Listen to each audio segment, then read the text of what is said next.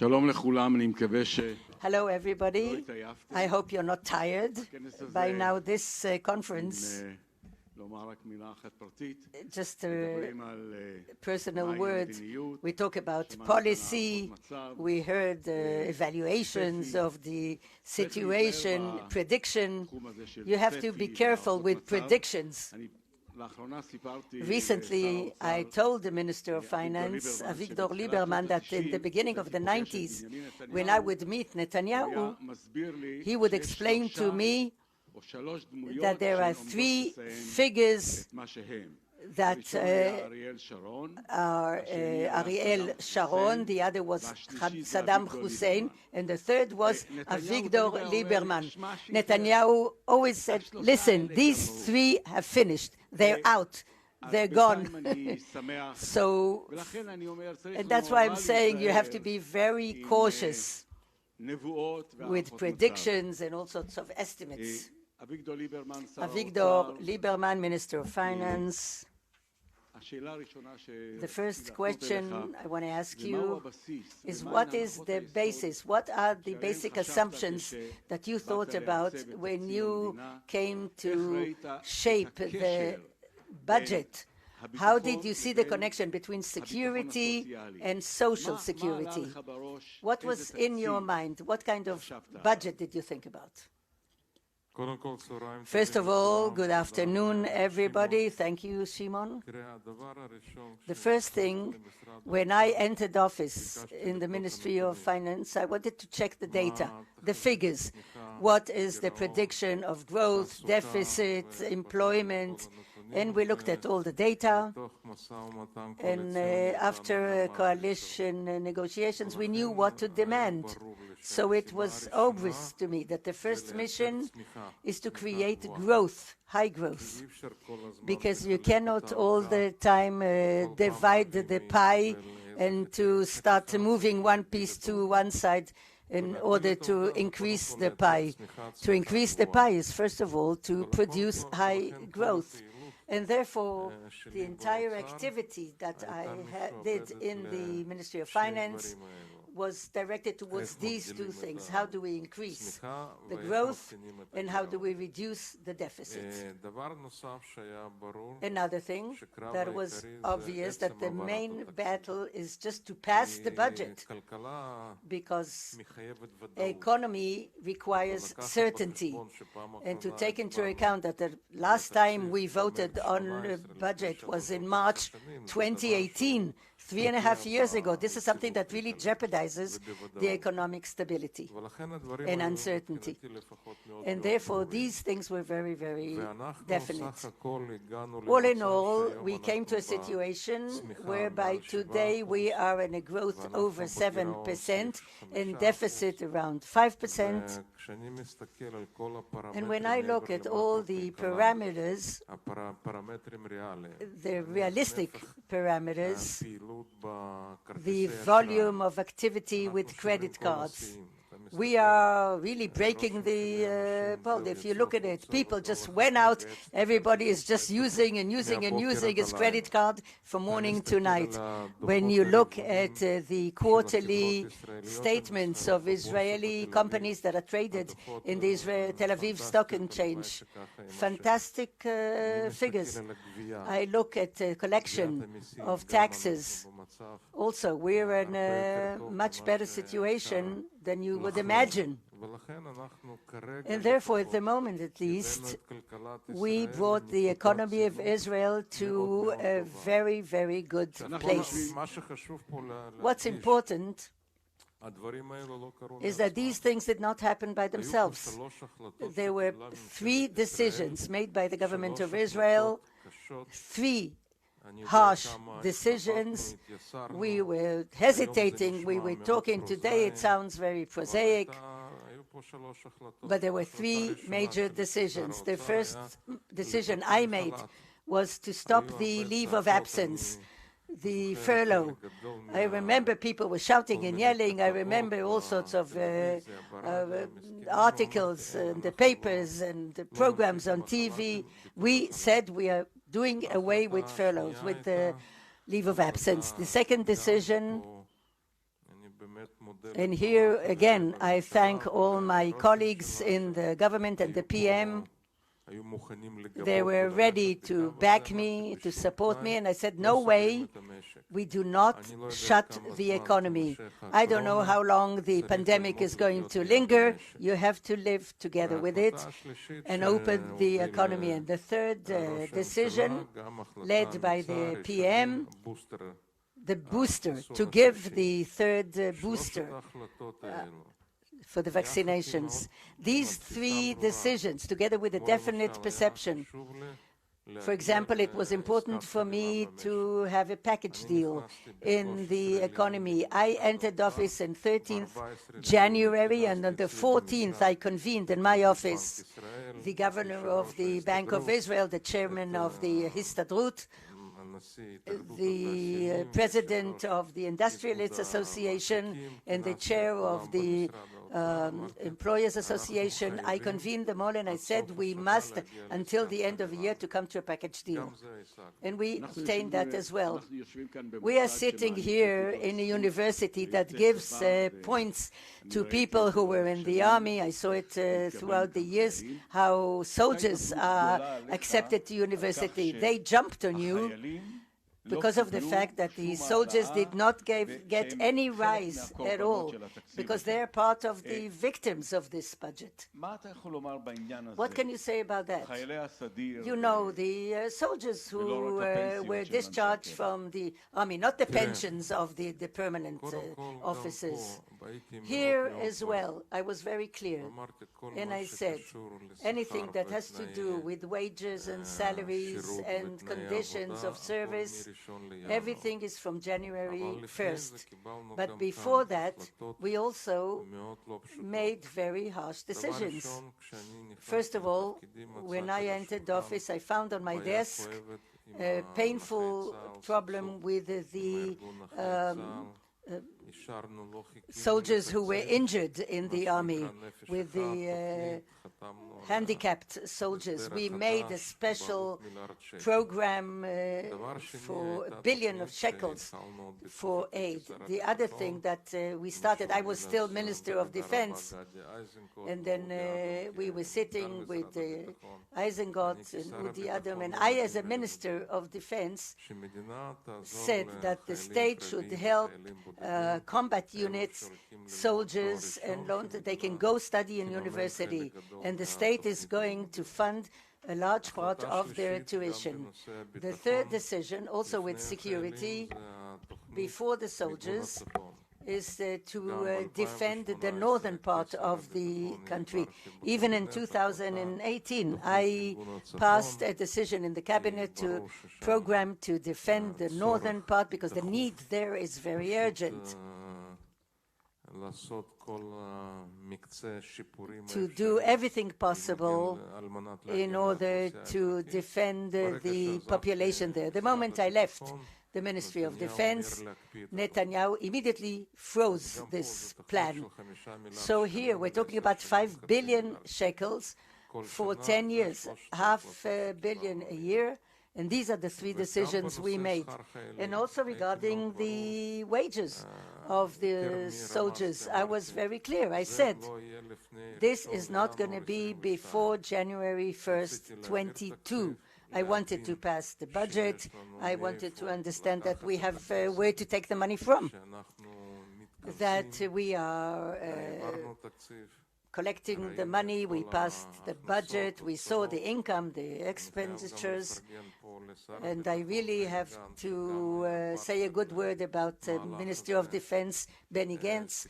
He was with us on it, and we did it all quietly. We were not pressured when people tried to pressure us. Campaigns in the media, campaigns in the Facebook and in all the online. We were not pressured, so it went clearly. And the moment I made sure that we have resources and funding the budget, funding the money, in order to improve the conditions of service for soldiers, does not come on account of anybody else. It's not across the board. It comes from the sources of the Ministry of Defense and Finances. And I think that the decision was important and in the right time. And I think that we can really say that we, the people of Israel, the state of Israel, we gave very generously to the regular soldiers, the combatants, those who are on the first line. In the third year, they're going to get 3,000 shekels or even more. That is for a regular soldier. It's quite a lot of money, 3,000 shekel a month. And somebody who's not in the combat unit is going to get about 1,200 a month. Here, too, we kept some sort of a differentiation. And I think that the approach was the correct one. And I think that collaboration that enabled to do this in a responsible, quiet way. The main issue that came up here was, of course, Iran. Does the state of Israel have an option rather than a military option? Where are you in this issue of Iran? Israel should really prepare itself to attack by itself, even without the support of the United States. Are there budgets that you now are putting aside for such an attack? What is your policy? First of all, there's the defense budget, which is large, and I keep getting questions about where it comes from and what you gave. We don't allocate enough money for its security. People move from one place to another and say what you see from here you don't see from there. But with me, that's not the situation. What I see from here is what I saw from there. The national budget does not allocate enough, and I wish I could allocate more for security and defense, especially now. We also have to take into consideration that the Iranians are serious people. Unlike many others, these are serious people. And yesterday, the director of the IAEA, and to begin a new round of talks will begin, and the way it seems, it is clear that the superpowers hope to reach an agreement with Iran at any cost. And what has to concern us is that we made a mistake. We made a historical mistake. In 1925, Hitler wrote Mein Kampf, and at the time everyone said he didn't really mean it, that he's not serious, he didn't mean it, it doesn't mean anything. In 1933, he won the elections for the first time, and in 1933, Jews in Germany were a part of the elite leadership, and they said, he doesn't really mean what he said. And we paid a very high price, the highest cost you could ever imagine. And when the Iranians say that their main goal is to destroy the state of Israel, they mean it, and it has to be taken seriously. You have to understand that there isn't another world in the country that says that is at the direct risk of destruction. The Iranians aren't planning on destroying any state other than the Zionist entity. They don't say it only theoretically. We see what they are developing and building around us in Lebanon and in Yemen, in the Islamic Jihad in the Gaza Strip, and their attempts to smuggle weapons into Syria. It's not a theoretical threat, so our approach is completely different than that of any other country, because there isn't a single country in the world that faces the threat of destruction. And once again, we have to take this completely seriously. Our approach is different. When I take our greatest friend, our biggest strategic partner, the United States, the approach of the United States is different because the U.S. has different capacity and different ability to retaliate. It's an entirely different scale.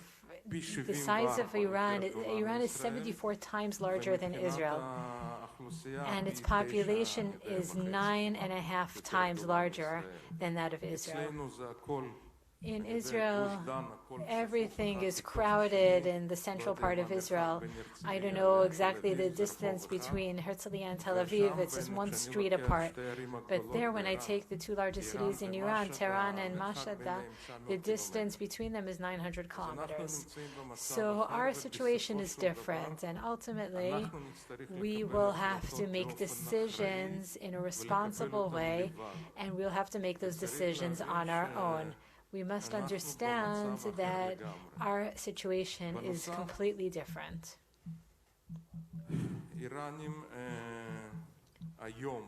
In addition, the Iranian regime now is the most extreme one that there has been since the Khomeini revolution. When I look at all the key figures in Iran, right now, these are the most dogmatic, most fanatic people, the most extreme people that we can imagine. And this makes the situation complicated. If you ask me how we should be making decisions on this matter, we have to start from the end. Or if you ask me when Iran will have nuclear capabilities, when I give my most conservative assessment, with or without an agreement, within 5 years, Iran will have nuclear capabilities and proven nuclear weapons. Within 5 years. Looking at its capabilities right now, not based on intelligence material, on published material, how much enriched uranium it has, even though it's enriched to a low level, but low-level enrichment is enough for a single nuclear bomb as well. What is the next stage? The next stage is probably to attempt, and they've already announced that they're enriching to 20%, the next stage is 90%, etc. And at the same time, they will probably have to continue developing their arsenal so that they'll have a place to put something to do with the enriched uranium, but they're pushing ahead, they're moving forward, they don't hide it, they're not trying to hide it, they're pushing in that direction. And I have to ask myself, I have to ask you, in 5 years from now, when we know that they'll have nuclear capabilities or approaching proven nuclear weapons, what will the state of Israel have to do? And we have to count back from there. So this raises the argument about the fact that since Iran is such a large country, Israel can't do the job alone. I don't want to get into that, but we have to make a decision on our own. I didn't say what decision we have to make, but we do have to understand that the decision that we make at the most conservative assessment will take 5 years. No more than 5 years before Iran has nuclear capabilities. Not only uranium, but the actual weapons. And that's what we have to take into consideration. It's complex. And no one else, and again, I don't have any illusions, no one else is going to do this for us. With all due respect to all of our allies and all of the other countries around the world, because the only country that is physically threatened, and when the Iranians say that they're determined to destroy the Zionist entity, they mean every word they say. I would like to come down a little bit, and I'm very worried, and I was thinking about it before we met. Your attack against the ultra-Orthodox population, saying that they have to be taken with wheelbarrows to the garbage dump. Do you regret what you said? Wasn't that too extreme? There are a lot of statements that they say, that I say. It really doesn't make a difference. What's important is that today, and this is what worries me the most, their integration in Israeli society is going backwards. This wasn't the situation. It's not like the situation 30 years ago. And now they're creating a parallel framework to the state of Israel, starting from delivery rooms in the hospitals, preschool, schools, kindergartens, education systems, laws, legal systems, an entirely different world of ethics and values. No one remembers anything anymore. People prefer to ignore the facts, but a large part of the ultra-Orthodox leadership, even in 1948, objected to the Declaration of Independence. Rav Brisk was a harsh opponent, the Chazon Ish, one of the leaders at the time. He ruled that we had to mourn the establishment of this, that his people had to mourn the establishment of the State of Israel. But what worries me now is the involvement in the workforce. When I take the male population from age 25 and up, in the total population, it's about 84%. In the Arab population, among men, it's 66%. Among the ultra-Orthodox sector, it's under 50%. Looking ahead, my vision is for us to work in the right way, work properly in the way that we are working today. There is no reason that in about 8 years from now we won't be one of the most developed countries in the world. We have scientists that publish every year. The Human Development Index, Israel is in 17th place. There is no reason for us not to be among the leading 5 countries in scientific publications, even 3 leading countries. It's always always the same 3. It's Norway, Switzerland, and Ireland. There's no reason for us not to be one of the leading 5 countries, and therefore we have to include the ultra-Orthodox population into the workforce. We need the Arab population to also maintain the same percentage of involvement in the workforce as the Jewish population, around 84%. We have to improve education.